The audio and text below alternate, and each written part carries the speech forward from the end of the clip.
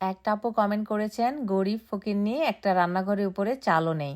আপু এইবার কিন্তু এই রান্নাঘরে চাল দেওয়ার জন্য ঢেউটিন কিনে নিয়ে আসলাম এবং কাঠ। একদম ঢেউটিন দিয়ে সুন্দর করে চাল দিয়ে দিব এবং কাঠ দিয়ে চারুকিনারে দিয়ে দিব। এবার কিন্তু আমাকে আর ফকিন্নি বলে কমেন্ট করবেন না, বড়লোক বলে কমেন্ট করবেন। আমি কিন্তু বড়লোক হয়ে গেছি, কারণ আমি এখন টিনের চাল দিয়ে দিচ্ছি আমার রান্নাঘরের উপরে। সামনে স্নো পড়বে এবং ঠান্ডা শুরু হবে, তখন বৃষ্টি স্নো সব কিছু একসাথে, এবং আমার মাটির হাঁড়িগুলো যাতে নষ্ট না হয়ে যায় সেই জন্যই উপরে ছাদ দিয়ে দিচ্ছি, যাতে মাটির হাঁড়িগুলো এবং মাটির চুলাটা ঠিক থাকে। আর এই যে দেখেন, পুরো বাংলাদেশের মতো ঢেউটিন, মানে দেখে এত ভালো লাগছে, মনে হচ্ছে আমাদের বিক্রমপুরে যেরকম ঢেউটিন দিয়ে ঘর তৈরি করা হয় ঠিক তেমন ঢেউটিন, দেখে খুব ভালো লাগছে। আর এই তো আমি এই ছাদটি করে ফেলবো এবং করার পরে আমার রান্নাঘরটি সুরক্ষিত থাকবে স্নো এবং বৃষ্টি থেকে। আর এই যে টমেটো গাছে অনেক অনেক টমেটো ধরেছে, বোম্বাই মরিচ গাছেও ফুল চলে এসেছে, মরিচ ধরবে।